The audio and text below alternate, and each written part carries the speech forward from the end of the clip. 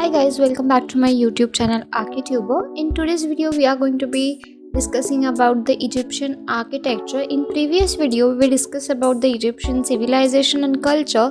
If you haven't watched, I will link on the screen here. So give it a watch and then watch this part 2 wherein we are going to be discussing about the architecture of the Egypt and the monuments of Egypt. So without wasting more time, let's get into the video. Obviously, first thing that we are going to be discussing about ancient Egypt is the pyramid. When we discuss about pyramid, the one thing that comes to our mind is the Great Pyramid of Giza. Now let's talk about the Great Pyramid of Giza. It took 20,000 workers and 20 years to build this Great Pyramid. The construction began around in 2500 BC and it completed around in 2560 BC. There were 3 small pyramids next to this Great Pyramid and it was built for the pharaoh Khufu's wives. It was the tallest man-made structure in the world for over 3,800 years until a spire was built on the Lincoln Cathedral in England in 1300 BC. These were buildings that were house chambers and passage including small air shafts that may have been used for ventilation or were perhaps a passage for the spirit of the pharaohs to pass through. Pyramids building was abandoned during Old Kingdom. The entrance to the Great Pyramid is on the north side and about 59 feet, that is 18 meters above the ground level. The pyramid has very little open space inside. A sloping corridor descends from the entrance to the pyramid's interior masonry, penetrates the rocky soil on which the structure rests, and ends in an unfinished underground chamber. From the descending corridor branches an ascending passageway that leads to a room known as Queen's Chamber, to a great slanting passageway known as Grand Gallery. The tall cobbled passageway is 151 feet, that is 46 meters long. At the upper end of the Grand Gallery, a long and narrow passage gives access to the burial room proper, usually termed as the King's Chamber. This room is entirely lined and roofed with granite. From the chamber, 2 narrow shafts run obliquely through the masonry to the exterior of the pyramid. It is known whether they are designed for religious purpose or if they were meant for ventilation. Above the king's chambers, there are 5 compartments separated by massive horizontal granite slabs. These are likely for the purpose of sealing for the burial chamber by diverting the immense thrust exerted by overlaying masses of masonry. So no one is quite sure how the pyramids were built. There are a lot of different theories as to how the Egyptians were able to lift such large stones blocks all the way up to the top of the pyramids. It is likely that they used rams to move the stones up the sides of the pyramid or water to help the stones to slide better and reduce friction. Giza Necropolis Pyramid. It was built during the 4th dynasty of the Old Kingdom of ancient Egypt. The Great Pyramid of Giza is the largest of all Egyptian pyramids and is one of the 7 wonders of ancient world. The Great Pyramid was built as a tomb for the pharaoh Khufu. It consists of the tomb Khufu, the northernmost, and then Hafra, and to the southernmost is the Menkaure. The pyramid once held all the treasures that Khufu would take with him to the afterlife. It is located to the west of the Nile River near the city Cairo, Egypt. The Great Pyramid of Giza is part of larger complex called the Giza Necropolis.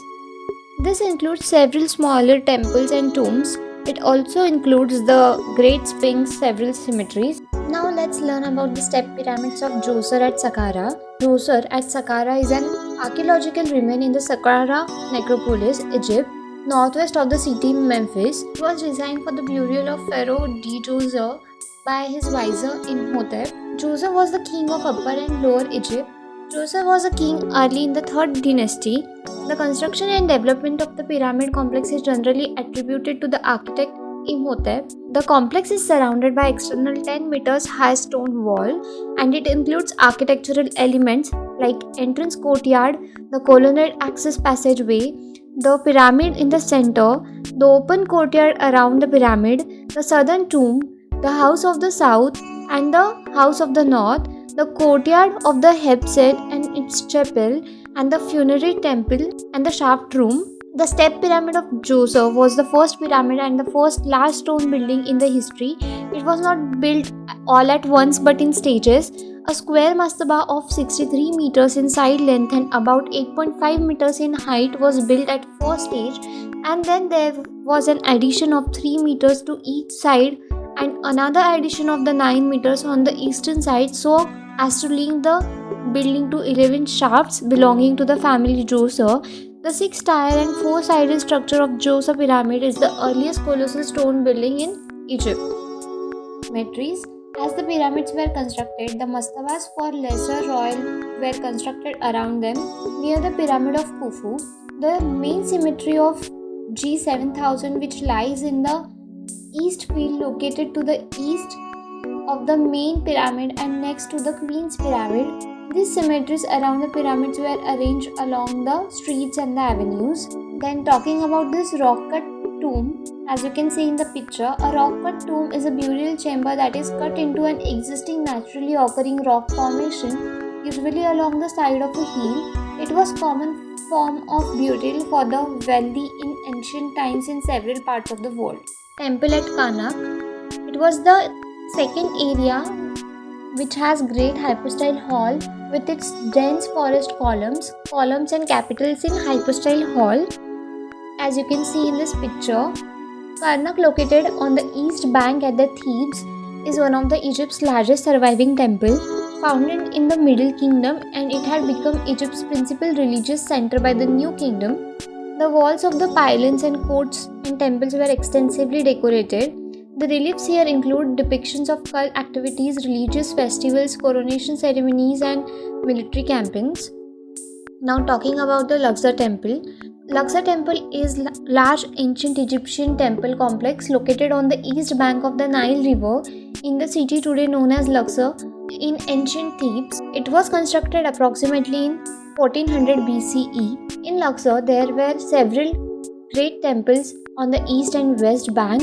It had the most public large area courtyard surrounded by the post and lintel colonnades, as you can see in the sections and the plans also.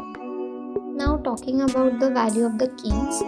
It is also known as the Valley of the Gates of the Kings. It is an area in Egypt where for a pyramid nearly 500 years from the 18th dynasty to the 20th dynasty, rock-cut tombs were excavated for pharaohs and powerful nobles were under the new kingdom of the Egypt.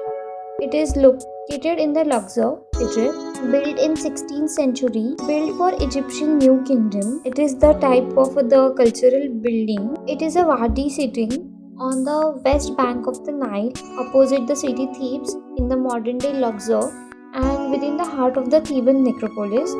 There are two main sections, the East Valley, where the majority of the royal tombs are situated, and the West Valley, otherwise known as the Valley of the Monkeys.